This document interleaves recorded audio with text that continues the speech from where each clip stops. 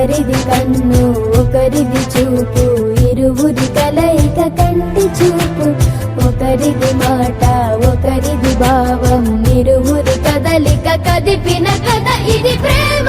ప్రేమ తిరిగొచ్చే తీయగా ఇది ప్రేమ. ప్రేమ ఎదురొచ్చే హాయిగా ఇది మనసుని తడిపిన క్షణము కదా.